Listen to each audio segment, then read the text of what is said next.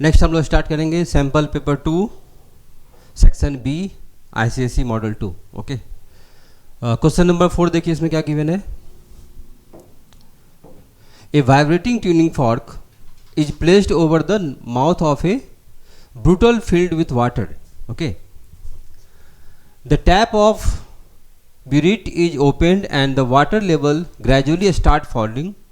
It is found that the sound from the tuning fork becomes very loud for a particular length of the water column. Okay, तो basically इसका purpose क्या है, देखो इस तरह का एक कंटेनर ले लो। ओके, रेजोनेंस ट्यूब एक बोलते हैं, है ना। एक कंटेनर ले लो, ग्लास का बना होता है, इसके अंदर वाटर फिल्ड कर दो। ओके, मैंने इसके अंदर वाटर फिल्ड कर दिया, ठीक है। और एक ट्यूनिंग फॉर्क इसके माउथ के पास, ट्यूनिंग फॉर्क ले लो, इसको वाइब्रेट करते हैं। ट्यूनिंग फॉर्क की फ्रीक्वेंसी होती है, ओके। तो लेट सपोज ट्यूनिंग फॉर्क की फ्रीक्वेंसी है एफ नॉट कंसीडर करो। तो इसे जब वाइब्रेट करोगे यहाँ पे, तो ये जो वाटर लेवल है यहाँ पे, ये वाटर लेवल क्या होती है, वाइब्रेट करती है। ये जो वाटर लेवल यहाँ पे रखा हुआ है, तो जितना ज़्यादा वाइब्रेशन होगा ये वाटर लेवल उतना ही नीचे जाती है। या करके भी देख सकते हो, एक ग्लास ले लो, है ना, ग्लास में वाटर फिलअप कर दो, और काफ़ी ज़ोर से अगर मान लो नॉइज कहीं पे होती है, या उसके बगल में कहीं पे साउंड बॉक्स रख दो, तो साउंड बॉक्स से जो साउंड प्रोड्यूस होती है उससे क्या होती है, वाइब्रेशन होता है वाटर कॉलम में। ओके, सेम यहाँ पे होती है। अगर इस ग्लास कंटेनर है, इसमें वाटर फिलअप है, और इसके टॉप पे ट्यूनिंग फॉर्क को वाइब्रेट जब करोगे, जिसके वाइब्रेशन से क्या होते हैं, ये वाटर लेवल नीचे जाता है। ओके, सो लिखा हुआ है कि एट ए सर्टेन टाइम, जो certain length of water column maximum loud produce होती है, वेरी लाउड साउंड प्रोड्यूस होती है। ओके, सो फर्स्ट क्वेश्चन है, name the phenomenon taking place when this happen. तो जब ये लाउड साउंड सुनाई देती है, इस प्रोसेस को क्या बोलते हैं, इस फिनोमेनन को हम लोग क्या बोलते हैं। Okay, so this phenomenon is called resonance. Okay, first का आंसर क्या हो जाएगा, रेजोनेंस। रेजोनेंस क्या होती है, रेजोनेंस जिस कंडीशन में मैक्सिमम लाउड सुनाई देता है, मैक्सिमम साउंड सुनाई देती है, लाउडनेस मैक्सिमम होती है, उस कंडीशन कब होती है, वो कंडीशन कब अकर होती है, जब ये ट्यूनिंग फॉर्क का फ्रीक्वेंसी, ओके, इस ट्यूनिंग फॉर्क की फ्रीक्वेंसी और ये ट्यूनिंग फॉर्क और वाटर के बीच में जो एयर है, यहाँ जो एयर प्रोड्यूस है ना, इस एयर की वाइब्रेशन की फ्रीक्वेंसी, इस एयर वाइब्रेशन की फ्रीक्वेंसी और ट्यूनिंग फॉर्क की फ्रीक्वेंसी, जब ये दोनों की फ्रीक्वेंसी सेम हो जाएगी, ओके, उस कंडीशन में रेजोनेंस अकर होती है और मैक्सिमम लाउडनेस साउंड का सुनाई देता है। ओके, सो फर्स्ट पार्ट का आंसर क्या हो जाएगा, रेजोनेंस। सेकेंड पार्ट क्या है, why does the sound becomes very loud for this length of the water column. तो सेकेंड का आंसर क्या लिखेंगे, okay, this is due to the frequency of tuning fork, frequency of tuning fork and vibration of air column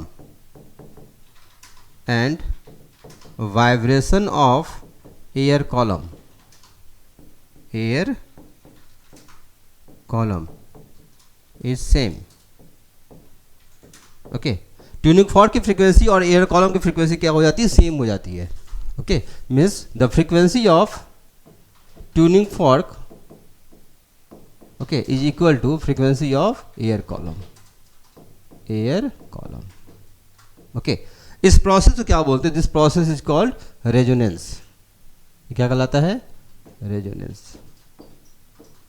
okay, और resonance में क्या होती है, जब ये दोनों सेम हो जाते हैं तो यहाँ जो वाइब्रेशन होती है मैक्सिमम वाइब्रेशन होता है। ओके, एम्पलीट्यूड क्या होती है, एयर कॉलम की एम्पलीट्यूड मैक्सिमम होती है, तो we can write maximum amplitude.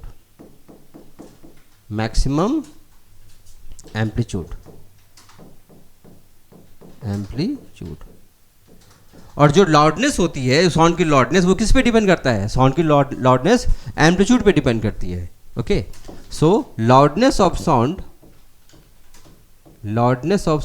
Is directly proportional to amplitude का स्क्वायर। ये रिलेशन है, इसको याद रख सकते हो। लाउडनेस ऑफ साउंड क्या होती है, एम्पलीट्यूड के स्क्वायर के डायरेक्टली प्रोपोर्शनल होती है।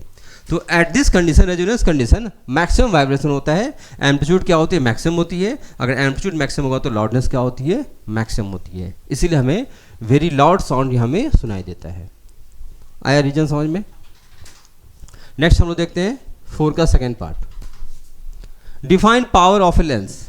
पावर ऑफ ए लेंस कैसे डिफाइन करते हैं? सिंपल सा डेफिनेशन है, it is defined as reciprocal of focal length of a lens.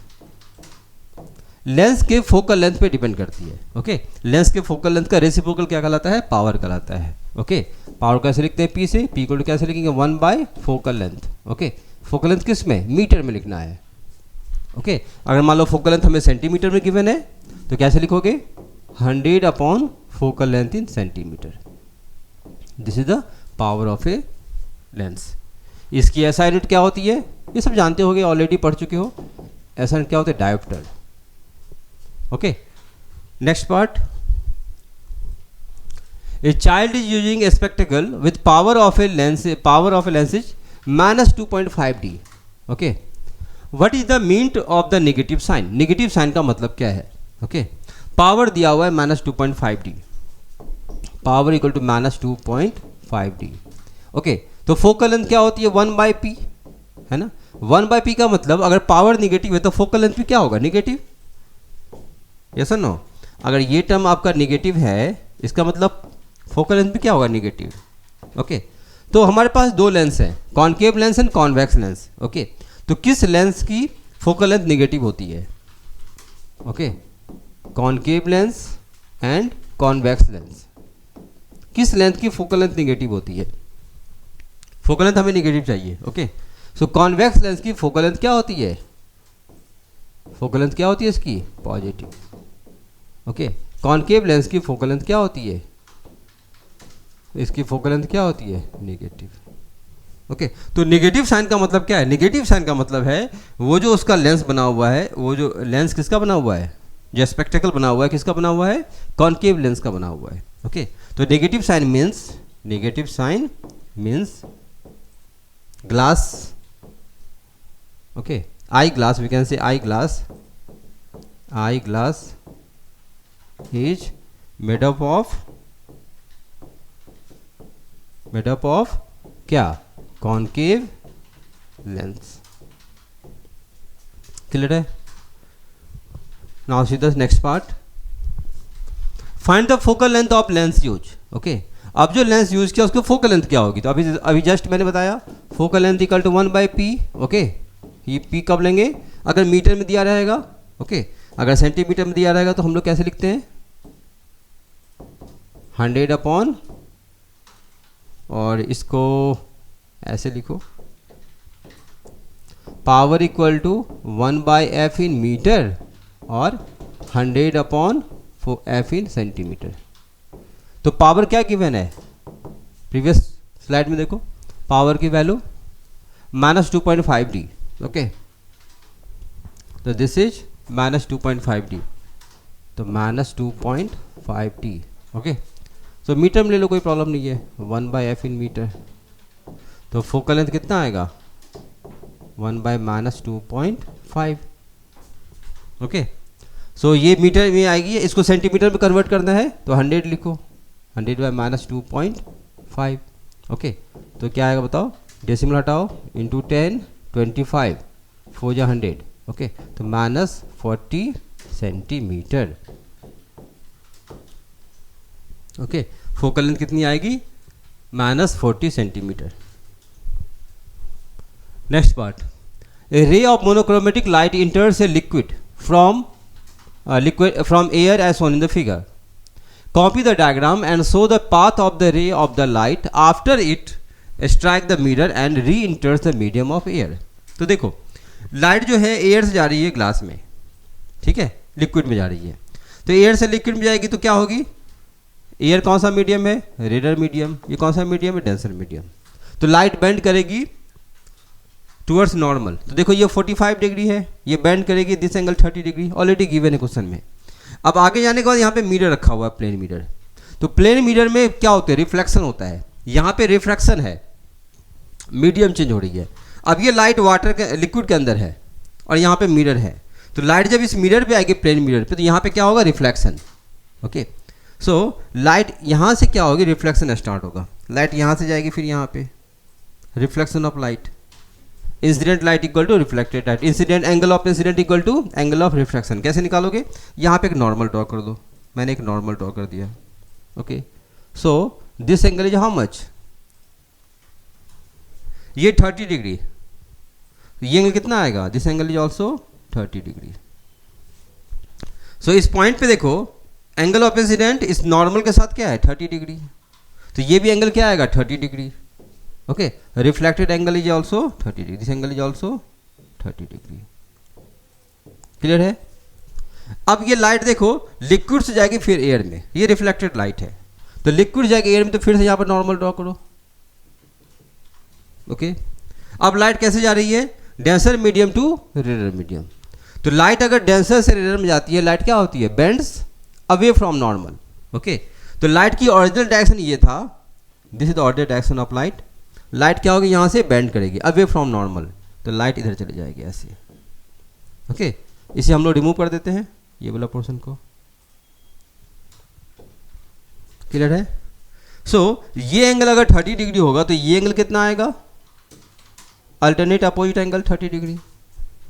Okay, angle of incident यहाँ पे 30 है, तो देखो ये 30, ये 45, ये 30, ये कितना होगा? This angle is again 45 degree. Clear है? आया समझ में? तो यहाँ पे होगी रिफ्लेक्शन और इस दोनों पोर्शन पे क्या हो जाएगी? रिफ्रैक्शन। रिफ्रैक्शन यहाँ पे, रिफ्रैक्शन यहाँ पे, मीडियम चेंज हो रही है। बट यहाँ पे देखो लिक्विड में आ रही थी, लिक्विड में ही रिफ्लेक्ट करेगी, तो मीडियम सेम होगा तो reflection. Okay, so first answer हो गया। Mark in the your diagram the two angles on the surface of separation where the ray of light moves out from the liquid to air. ठीक है, तो ये angle mark करनी है, तो angle मैंने मार्क कर दिया 30 डिग्री, 45, 30, 45। ओके, इसमें यही करना है। क्लियर है? नेक्स्ट पार्ट देखते हैं। A diver in water looks obliquely at an angle at an object A B in air. Okay, object है ए बी एयर में और डाइवर का आई यहाँ पे है, यहाँ से इस ऑब्जेक्ट को देख रहा है। Okay, does the object appears taller, shorter और the same size of the diver. Okay, तो ये जो डाइवर है इस ऑब्जेक्ट को कैसे देखेगा? बड़ा साइज देखेगा, सेम साइज देखेगा, छोटा देखेगा?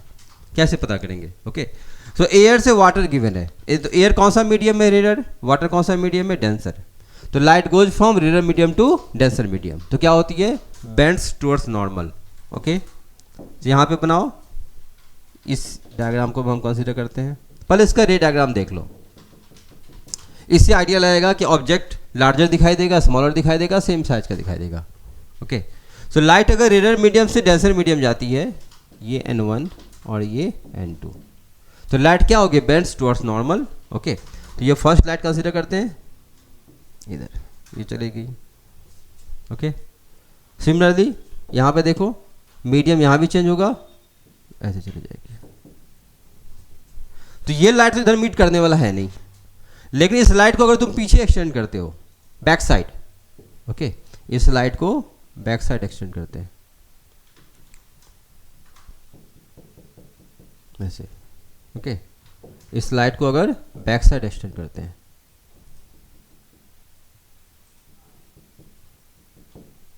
ओके, तो मे भी चांसेस है ये लाइट कहीं ना कहीं किसी पॉइंट पे मीट कर जाएगी। ओके, तो ये इसका बेसिकली रे डायग्राम है। तो this is the original height. Okay, real height क्या है? ऑब्जेक्ट की रियल हाइट क्या है? A B. Okay, observe height क्या है? ऑब्जर्व करने का मतलब है डाइवर जो ऑब्जर्व करेगी। ऑब्जर्व हाइट क्या है? बी, इसे मान लो सी, सी डी ऑलरेडी है, इसे मान लो एम। ओके, ऑब्जर्व हाइट, इसको बोलते हैं apparent height, apparent height. Okay, B M. Okay, तो यहां से देखो B M is more than A B. Real height A B है, ऑब्जर्व हाइट क्या है? बी एम, जब वाटर के अंदर रहेगा तो। ओके, सो फर्स्ट आंसर क्या होगा? Does the object appears taller, shorter और same size of the diver. तो ऑब्जर्व हाइट क्या है? टॉलर, इसकी तुम्हें ज्यादा हाइट दिखाई देगा। क्लियर है? सो फर्स्ट आंसर क्या हो जाएगा? Taller, because BM is more than AB.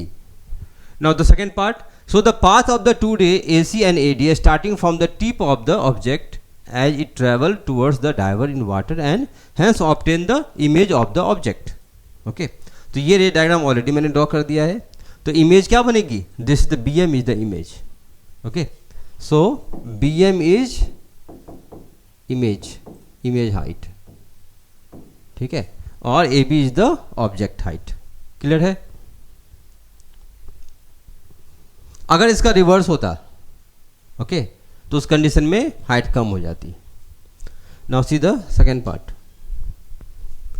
Complete the path of the रे A B through the glass prism P Q R till it emerges out of the prism given the critical angle of the glass is 42 degree. Critical angle दिया हुआ 42 degree, इसका मतलब क्या हुआ, okay इसका मतलब ये हुआ कि मिनिमम एंगल 42 डिग्री है।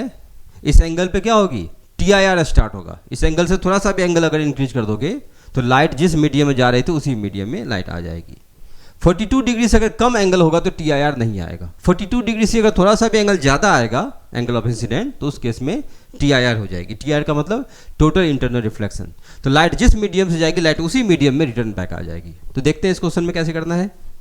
ओके तो पहले आप इसको स्टेप बाय स्टेप करो, पहले इसकी रे डायग्राम कंप्लीट करो। ओके तो देखो ये लाइट परपेंडिकुलरली इन हो रही है, तो लाइट जब परपेंडिकुलर आएगी, ये ग्लास है तो लाइट इस मीडियम में डायरेक्टली चला जाएगा अंदर ऐसे, ठीक है, ग्लास के अंदर है, परपेंडिकुलर है तो लाइट उसी मीडियम में डायरेक्टली चला जाएगा। ओके यहां पे देखो ये लाइट इस सरफेस पे, पी आर सरफेस पे ये लाइट इंसिडेंट हो रही है एट दिस पॉइंट। ओके तो यहां पे देखो नॉर्मल ड्रॉ करते हैं यहां पे इस वाले पॉइंट पे, like this one is normal. So this is the incident light, this is the incident light for this surface. तो इसकी एंगल फाइंड करो, ये 90 ये 30, तो ये एंगल क्या आएगा 60, 30 90 60, ये एंगल 60 तो ये एंगल कितना होगा 30, बिकॉज दिस इज 90 डिग्री, तो 90 60 ये क्या होगा 30। ओके ये नॉर्मल है, तो नॉर्मल का मतलब एंगल क्या होती है 90 डिग्री, दिस इज 90 डिग्री। तो ये अगर 30 है तो ये एंगल कितना होगा 60, समझ में आया, this angle is 60 degree. Clear है। ओके 90 60 ये 30, ये दोनों 90 है तो ये फिर 60। सो जो लाइट ए बी है इस सरफेस पे, पी आर सरफेस पे 60 डिग्री पे इंसिडेंट हो रही है। ओके एंगल कहाँ से निकालते हैं, नॉर्मल से, तो नॉर्मल के साथ 60। अब इस सरफेस पे देखो एंगल ऑफ इंसिडेंट है ना, यहाँ पे क्या होगा रिफ्लेक्शन होगा। ओके सो इस सरफेस पे देखो 42 डिग्री, तो लाइट यहाँ से रिफ्लेक्ट करेगी यही डायरेक्शन में। ओके तो ये 60 डिग्री, तो ये एंगल क्या होगा, this angle is again 60, this angle is 60। Okay अब ये 60, फिर यहां पे नॉर्मल बनाओ, यहां पे चेक करो इस वाले सरफेस पे।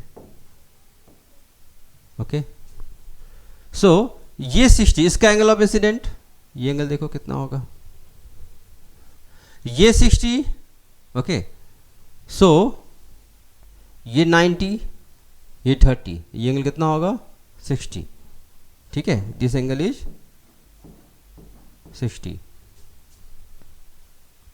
ओके थोड़ा फिगर ओके देख लो, ये एंगल 60, ये वाली एंगल कितनी आएगी, ये वाली एंगल,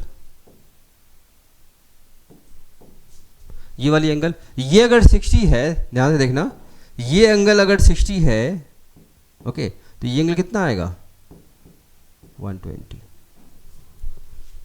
ये 120 ये 60, ये वाली एंगल कितनी आएगी, ये 90 डिग्री, दिस एंगल 90, ये 60 तो ये कितना होगा 30। ओके सो ये एंगल कितना आएगा, दिस वाली एंगल इज 30 डिग्री। तो इस वाले ट्रायंगल में देखो, इस वाले ट्रायंगल में 120 प्लस 30 कितना हुआ 150। ओके ये ट्रायंगल बन रही है, इस ट्रायंगल में टोटल एंगल 180 होना चाहिए, 120 प्लस 30 150, ये एंगल कितना हुआ, this angle is how much 30 degree, this angle is 30 degree. Okay so अगर पी क्यू सरफेस पे देखेंगे तो पी क्यू सरफेस पे कितने एंगल पे लाइट इंसिडेंट हो रही है 30 डिग्री पे।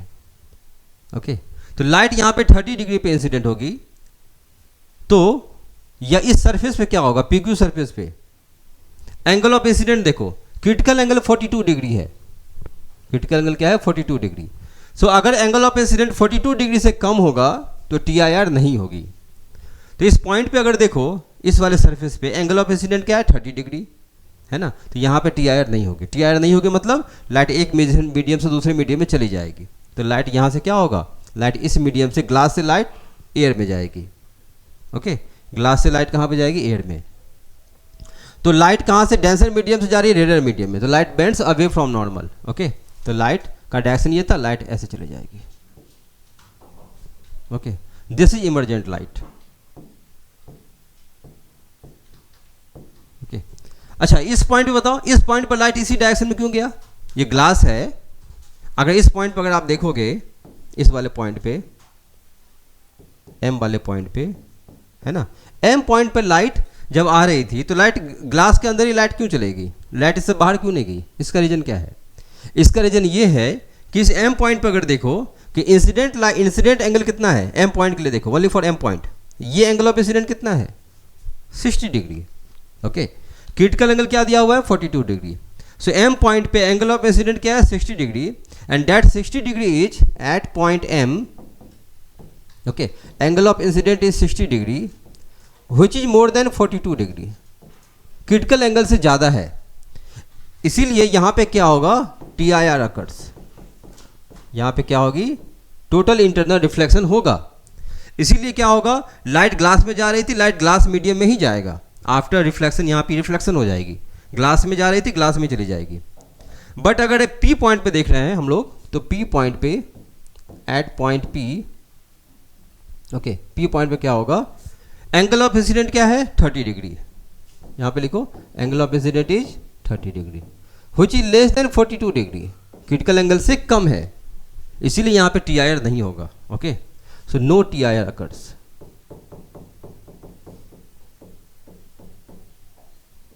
क्लियर है? काफी अच्छा क्वेश्चन है ये। इसमें दोनों TIR हो भी रहा है, नहीं भी हो रहा है। Okay, so complete the path रे डायग्राम समझ में आ गया? ओके, बस वही इसमें फाइंड करना, और तो कुछ है नहीं, रे डायग्राम करना है इसमें। तो क्रिटिकल एंगल देख के हमें देखना है कि एंगल ऑफ इंसिडेंट क्या है, उसके बेसिस पे TIR होगा या नहीं होगा, उसके बेसिस पे हमें डिसाइड करना है। ओके, नेक्स्ट क्वेश्चन देखते हैं। Third part, a lens of focal length 20 centimetre forms an inverted image at a distance of 60 centimetre. Okay, focal length given है 20 centimetre, F equal to 20 centimetre. Okay, inverted image बन रही है, inverted image at 60 centimetre, मतलब V का value दिया हुआ है, V की वैल्यू गिवन है 60 centimetre. Identify the lens. So inverted image कौन से लेंस में बनता है?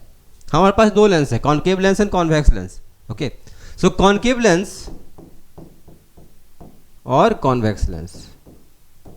ओके, सो इन्वर्टेड इमेज क्या होते हैं? इन्वर्टेड इमेज का मतलब real image.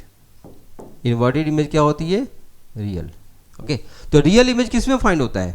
Real image convex lens में फाइंड होता है, और वर्चुअल भी होता है। यहाँ तो वर्चुअल भी होता है, रियल वर्चुअल दोनों होती है कॉन्वेक्स लेंस में, लेकिन कॉनकेव में ऑलवेज रियल, ऑलवेज वर्चुअल होती है। यहाँ क्या होती है? Always virtual.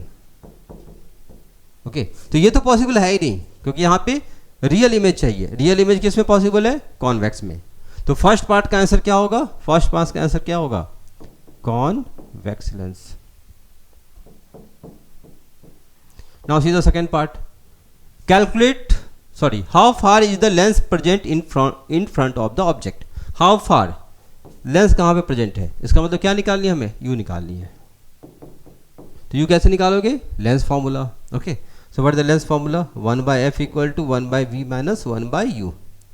जो निकालना होता है उसकी साइन हम लोग यूज नहीं करते, हमें क्या निकालना है? यू का साइन हम लोग नहीं लेंगे। Okay, focal length, focal length क्या होगा? कॉन्वेक्स लेंस का focal length positive. Okay, real image बन रही है तो लेंस के क्या होगा? इस तरह का कुछ कंडीशन बनेगा यहाँ पे। ओके, ऑब्जेक्ट यहाँ पे, इमेज इधर बनेगी, तब रियल इमेज बनेगी। Okay, so V, this is the V और this one U। Focal length, focal length क्या लेंगे? फोकल लेंथ इसकी इधर आएगी, तो focal length positive, V positive और U निगेटिव आना चाहिए।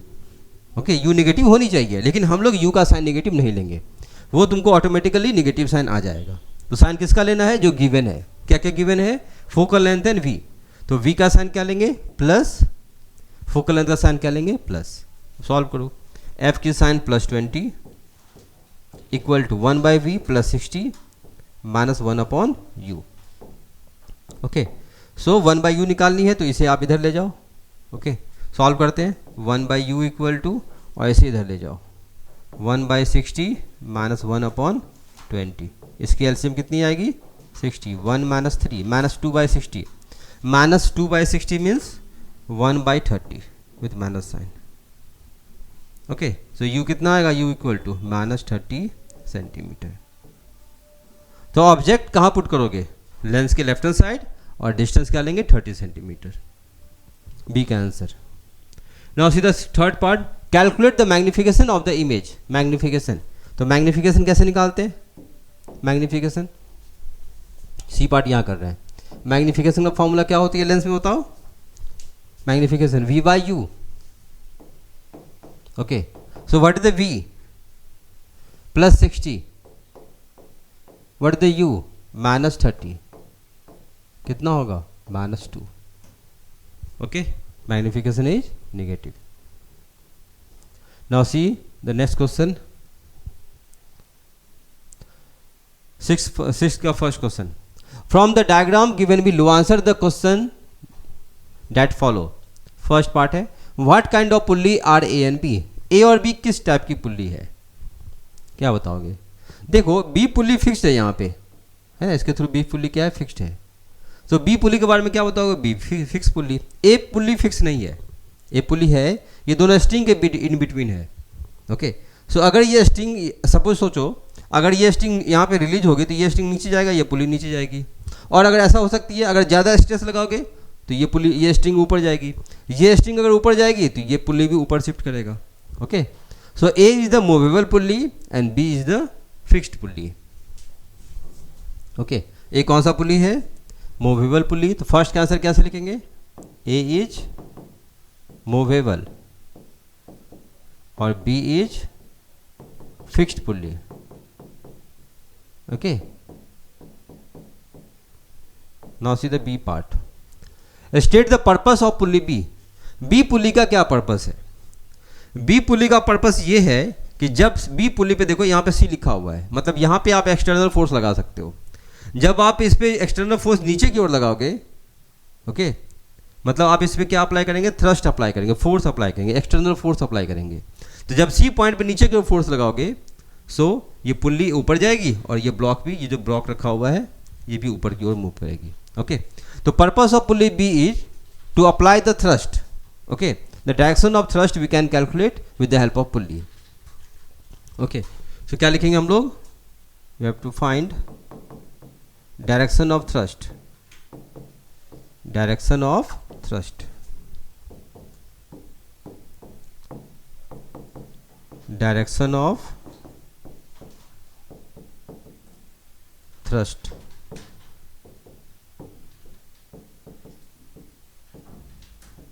ओके, बी पुल्ली का क्या पर्पस है? थ्रस्ट की डायरेक्शन। थ्रस्ट की डायरेक्शन डाउनवर्ड हो सकती है, थ्रस्ट की डायरेक्शन अपवर्ड हो सकती है। Okay, now C the C part. What effort has to be applied at C? C पे क्या एफर्ट लगाओगे? एफर्ट का मतलब फोर्स, क्या फोर्स अप्लाई करोगे? To just raise the load L equal to 20 kgf। इस एल का वैल्यू दिया हुआ है, दिस इज 20 kgf। इसको रेज करने के लिए सी पे कितना फोर्स लगाओगे? ओके, तो देखो 20 kgf का मतलब क्या हुआ? 20 इंटू 9.8, डेसिमल से कैंसिल, 8 2 16 6 1 19, 196 न्यूटन। ओके, ये वैल्यू कितना आएगा? This is 196 Newton. 196, ओहो, दिस इज 196 न्यूटन। ओके, सो इस ब्लॉक पे 196 न्यूटन नीचे की ओर लग रही है। ओके, सो इसको बैलेंस करने के लिए अगर तुम्हें इसको लिफ्ट करना है तो देखो, यहाँ से लेकर सी पॉइंट से बी पॉइंट से फिर यहाँ पे, फिर ए, फिर यहाँ पे। ओके, सिंगल स्ट्रिंग है, यहाँ से देखो यहाँ तक सिंगल स्ट्रिंग है, एक ही स्ट्रिंग है। सो अगर सिंगल स्ट्रिंग है तो उस सिंगल स्ट्रिंग में थ्रू आउट द टेंशन की वैल्यू क्या होती है, सेम होती है। ओके तो इस फिगर में ऑलरेडी मेंशन किया हुआ है, लेट सपोज यहाँ पे टेंशन टी है, यहाँ पे टेंशन टी, यहाँ पे tension T.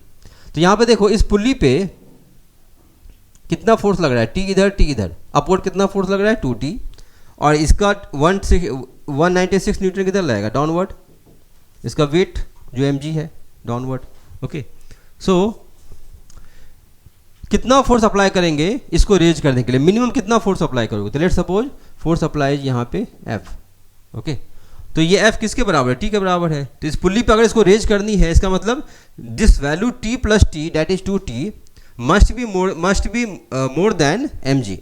okay so to raise the block or load, okay इस पुल्ली पे देखो 2t ऊपर है, must be more than mg। इस लोड का जो वेट है इससे ग्रेटर देन इक्वल टू लिख सकते हैं, at equilibrium condition greater than equal to. जब बैलेंस हो जाएगा तो जस्ट रेज करना स्टार्ट करेगा, और थोड़ा सा भी अगर ज़्यादा लगाओगे तो ये ब्लॉक ऊपर चली जाएगी। ओके सो टी का वैल्यू कितना होना चाहिए, 2t, this is must be more than equal to, mg का वैल्यू कितना आएगा 196, दिस इज mg, ये 196 है। Okay so t is how much, more than equal to 196/2। Okay so t का वैल्यू कितना होगा, more than equal to 1898 newton. Okay तो thrust का वैल्यू 98 न्यूटन से ज़्यादा लगाना पड़ेगा, ओके रेज करने के लिए। Now C the second part, a load M 200 kg, इसका mass given 200 kg, supported in 2 different ways shown in the figure. Okay F1 F2 are the forces needed in 2 cases, first case में F1 है, second case में F2 है। Force F1 force F2 F1/F2 calculate करनी है। Okay सो इसका mass given है 200 kg, तो इस पे वेट कितना लाएगा mg 200, g का वैल्यू ले लो 10, अप्रॉक्सीमेट 10 ले लेते हैं, 9.8 भी होते हैं 10 लेते हैं। ओके या 9.80 ले लो करेक्ट वैल्यू, तो दिस वैल्यू इज 9.8, डेसिमल हटाओगे 0 कैंसिल, 196 0, ये न्यूटन लग रही है। ओके सो फर्स्ट केस में फाइंड कर दी F1 की वैल्यू। तो अगर ये देखो फिर यहाँ पे देखो ये सिंगल स्ट्रिंग है, यहाँ से लेकर यहाँ से लेकर यहाँ से लेकर यहाँ तक सिंगल स्ट्रिंग है। तो सिंगल स्ट्रिंग में through out the length tension की वैल्यू क्या होती है, सेम होती है। सो अगर ये टेंशन T1 होगा तो अगर F1 कंसिडर करेंगे तो ये F1, तो F1 और T1 क्या हो जाएगी, इक्वल हो जाएगी। ओके तो फर्स्ट पार्ट में हम लोग क्या लिख सकते हैं, F1 must be equal to tension T1। Okay so इसे लिफ्ट करनी है ना, ओके नीडेड। तो इस पुल्ली पे अगर देखो, इस पुल्ली पे T1 और T1 ये किसके बराबर है, T1 के बराबर है। तो पुल्ली पे देखो यहाँ पे लग रही है T1, यहाँ भी लग रहा है T1, और यहाँ पे क्या लगेगा इसका वेट mg। ओके तो T1 प्लस T1 2T1 ये किसको बैलेंस करेगा, mg को बैलेंस करेगा। तो क्या लिख सकते हैं हम लोग, at equilibrium condition 2T1 must be equal to mg, so T1 equal to how much, mg/2। okay mg/2 means mg की value 1960/2, okay 1960/2, okay 980 Newton. Now the second part में भी वही है, सेम आएगा आंसर, कोई F1 और F2 same string में लग रही है, तो फॉर सेकेंड पार्ट भी सेम लिखेंगे। सेकेंड पार्ट में क्या लिखोगे, F2 is equal to T1, okay सब कुछ सेम आएगा। तो यहाँ पे क्या लिखेंगे again 2T1, this is equal to F2, और this equal to how much, ये 1960, इसके वेट को बैलेंस करेगा फिर से। ओके तो यहाँ से भी T2 की वैल्यू कैसे लिख सकते हैं, T1 की वैल्यू, और वी कैन से F2 की वैल्यू डायरेक्ट लिखो, इसको F1 के इक्वल कर दो। Okay so T1 and this in this case F2 equal to how much, 1960/2, 980 Newton, same आ जाएगा। ओके सेम वैल्यू आएगी। F1/F2 क्या होगी इसका आंसर, दोनों वैल्यू सेम है, 980/1 1:1, क्लियर है, ये इसका आंसर हो जाएगा। Now C the next part, a body P has a mass of 20 kg and is moving with a velocity 5 metre per second. Okay, एक बॉडी इसका मास P है जिसका मास गिवन है m1, this equal to 20 kg। Okay, और इसकी speed given है 5 metre per second. Another body Q has a mass of 5 kg m2, this is equal to 5 kg and speed u2 equal to 20 meter per second. Calculate first part, the ratio of the momentum of P and Q। P और Q का momentum find करनी है। तो momentum का formula क्या होती है? Mass into velocity. Momentum क्या होती है? P equal to m into velocity. Okay, तो इसका मोमेंटम कैलकुलेट करो। पहले मोमेंटम निकाल लेते हैं। Momentum of P m1 into u1। Okay, 20 into 5 this equal to 100 kg metre per second. Momentum of Q, okay, m2 into u2, 5 into 20, 100 kg metre per second. Okay, तो first part ratio of the momentum of P and Q। तो क्या होगा रेशियो? Momentum of P by momentum of Q, 100 by 100, 1:1। दोनों को divide करो, 1:1। The kinetic energy of P in SI unit, kinetic energy निकालना है। तो काइनेटिक एनर्जी का फॉर्मूला क्या होता है? ये तो काफ़ी सिंपल है। Kinetic energy equal to half m/u²। Okay, P का कैलकुलेट करना है। तो काइनेटिक एनर्जी ऑफ P कैसे लिखेंगे? Kp equal to half P का मास क्या गिवन है? 20, और P का स्पीड हाउ मच? 5 का square 2 10 into 25, that is how much? 10 into Kp, 10 into 25 कितना होगा? 250 जूल। ओके, कोई डाउट है इसमें? Next question, when the tuning fork is stuck by a rubber pad is held over a length of air column in a tube, it produces loud sound for a fixed length of the air column। okay, fix length of air column में क्या सुनाई देती है? Loud sound सुनाई देती है। Okay, name the ever phenomenon. तो कहीं पे भी इस तरह का अगर लाउड साउंड सुनाई देगा, इसका मतलब कब होती है? जब रेजोनेंस अकर होता है। ओके, रेजोनेंस जब अकर होती है तो उस केस में मैक्सिमम साउंड सुनाई देता है। ओके, तो ट्यूनिंग फॉर्क है, तो ट्यूनिंग फॉर्क की फ्रीक्वेंसी, ओके, और एयर कॉलम की फ्रीक्वेंसी, तो ट्यूनिंग फॉर्क की फ्रीक्वेंसी और एयर कॉलम की फ्रीक्वेंसी अगर सेम हो जाएगी तो उस केस में रेजोनेंस अकर होती है। रेजोनेंस जब अकर होता है तो उस केस में क्या होती है? मैक्सिमम एम्पलीट्यूड होती है। मैक्सिमम एम्पलीट्यूड होती है तो लाउडनेस साउंड हमें सुनाई देता है। ओके, सो फर्स्ट ऑप्शन क्या है? It is the name of phenomenon. क्या लिखेंगे? रेजोनेंस। एक क्वेश्चन आया भी था, आज ही मैंने डिस्कस किया है। Okay, so resonance. How does the frequency of the loud sound compare with the that of the tuning fork? Okay. So how compare? Compare क्या लिखेंगे? Frequency of tuning fork is same as frequency of air column. Okay. Compare करने का मतलब कैसे compare करो? दोनों की value same होती है। ओके, और जब दोनों का रेशियो निकालेंगे तो 1:1 आ जाएगा। ओके, तो कंपेयर करने का मतलब क्या लिखेंगे? The frequency of tuning fork is same as frequency of air column of vibration. Now the third part, state the unit of measuring loudness. Loudness को कैसे मेजर करते हैं? लाउडनेस को हम लोग डेसीबेल में मेजर करते हैं। यूनिट क्या होती है इसकी? Decibel, DB. ओके, लाउडनेस का यूनिट क्या है? डेसीबेल, और we can say dB.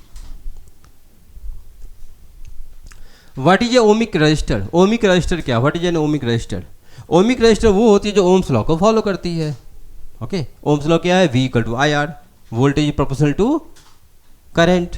Okay, so ohmic conductor means V equal to RI। Okay, voltage proportional to current. तो अगर कोई कंडक्टर ऐसा जिसमें करंट और वोल्टेज के बीच में ग्राफ अगर स्ट्रेट लाइन आएगी, है ना, तो वो ओम्स लॉ को फॉलो करेगा, वो कहलाएगा ओमिक कंडक्टर। तो जितने भी मेटल्स हैं, copper, aluminium, okay, iron, okay, ये सारे मेटल क्या है, कंडक्टर हैं, और कंडक्टर मेटल ओम्स लॉ को फॉलो करती है। ओके, तो ये कहलाती है ohmic conductor. Non ohmic conductor जो ओम्स लॉ को फॉलो नहीं करता है, ओमिक कंडक्टर क्या कहलाएगा, जो follow ohm's law. Okay, non ohmic conductor जो ओम्स लॉ को फॉलो नहीं करती है, non ohmic conductor. Does not follow ohm's law, does not follow ohm's law. Okay, और जो ओम्स लॉ को फॉलो नहीं करते उस केस में ग्राफ ऐसा नहीं आता है। ओके, ग्राफ उसकी कर्व बनती है, ऐसा कर्व बनती है। ओके, करंट और वोल्टेज और करंट के बीच का ग्राफ। एग्जाम्पल क्या क्या कहलाएगा, सेमीकंडक्टर, है ना, सेमीकंडक्टर कहने का मतलब सिलिकॉन, जर्मेनियम। ओके, फिलामेंट, जो बल्ब की फिलामेंट होती है वो भी ओम्स लॉ को फॉलो नहीं करती है। Filament of a bulb, filament of a bulb, ये सब ओम्स लॉ को फॉलो नहीं करती है, नॉन ओमिक कंडक्टर है। क्लियर है। Two copper wire are of the same length but one is thicker than the other. Same length, okay, दो copper wire है, one is thicker than the other. तो consider करते हैं two copper wire, let's suppose A and B, दोनों copper है। तो अगर दोनों वायर कॉपर है तो दोनों की रेजिस्टिविटी क्या होगी, सेम होगी, because resistivity is the nature of material, material की प्रॉपर्टी होती है। तो रेजिस्टिविटी ए और बी का रेजिस्टिविटी क्या होगा, सेम होगा, क्योंकि ये भी कॉपर है, ये भी कॉपर है। तो resistivity of A is equal to resistivity of B, क्या लिखेंगे, because both are copper, copper. Clear है। फिर लिखा हुआ है सेम लेंथ, तो लेंथ ए, दोनों की लेंथ भी सेम है, क्वेश्चन में ही गिवन है। Okay, one is thicker than the other, तो ए थिकर होगा, बी थिनर होगा। ओके, तो लिख सकते हैं area of cross section of A is more then area of cross section of B. Consider करते हैं, consider A is thicker, consider A is thicker. Okay,